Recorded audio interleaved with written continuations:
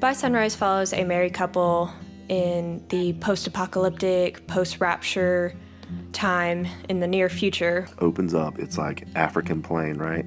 Lots of animals, they're going to some big event, we don't know what it is.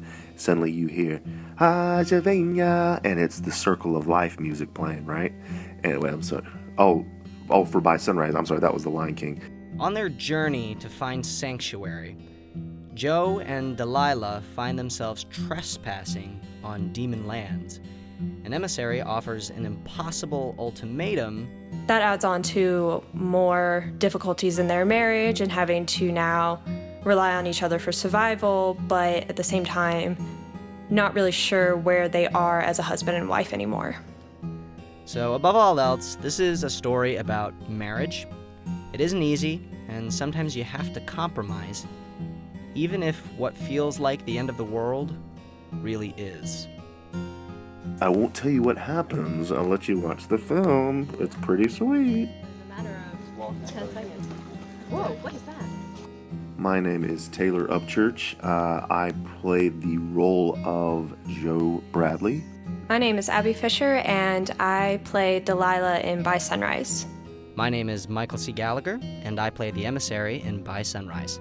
I was recently moving back to Atlanta to pursue acting, and I was on the Atlanta Film community page, and I saw a role for a Caucasian male around my age range, and so I thought, hey, I'm a Caucasian male around my age range, let's try this out.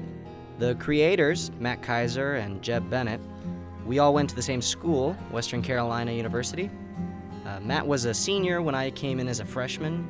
A few months after I graduated, Matt reached out to me to ask if I'd like to audition for the emissary, who is this dark and manipulative half-demon in the guise of a cool and charismatic Southern gentleman.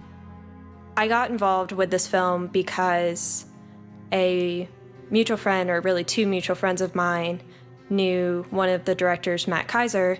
Having worked on a previous film with them, then Matt had seen it and he was like, she seems really cool, seems like the actress we need for this film. And so he called me and asked me if I was available and if I was interested in doing it, and I said I absolutely was.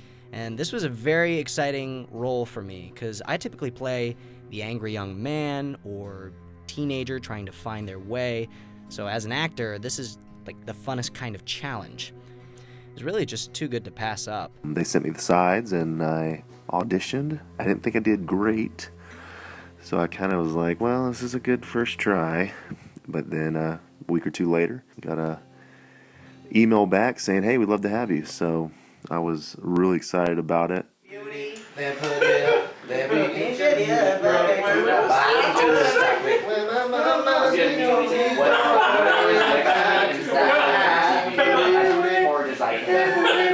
We had a unique setup in that most of where we were shooting was actually where we were living as well.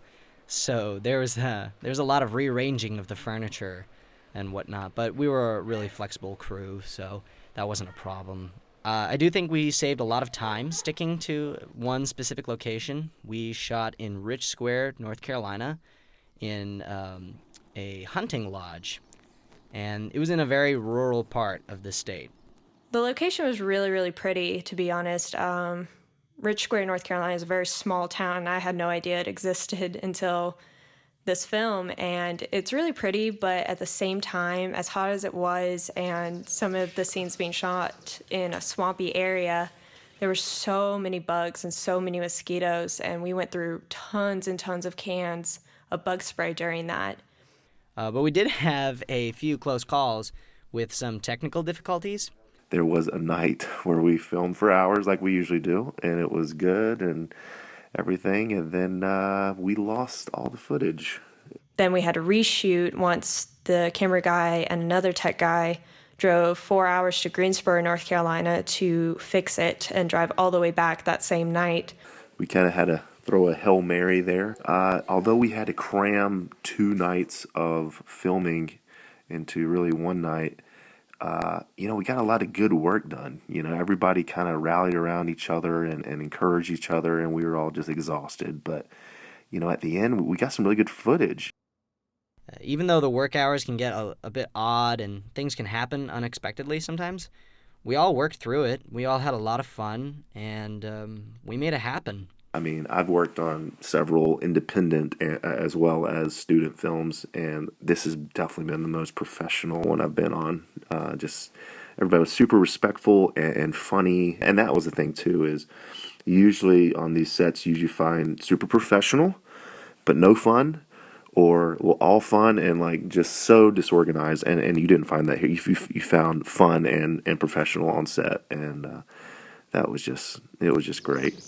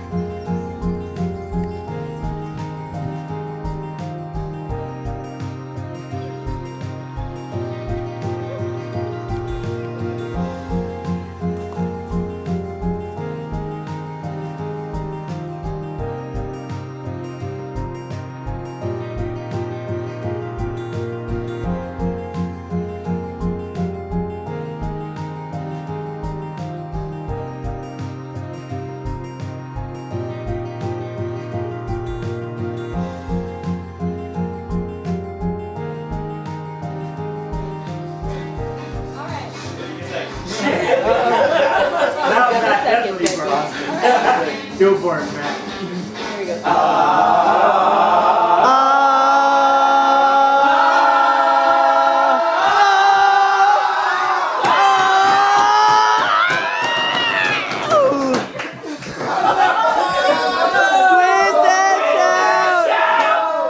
What do now?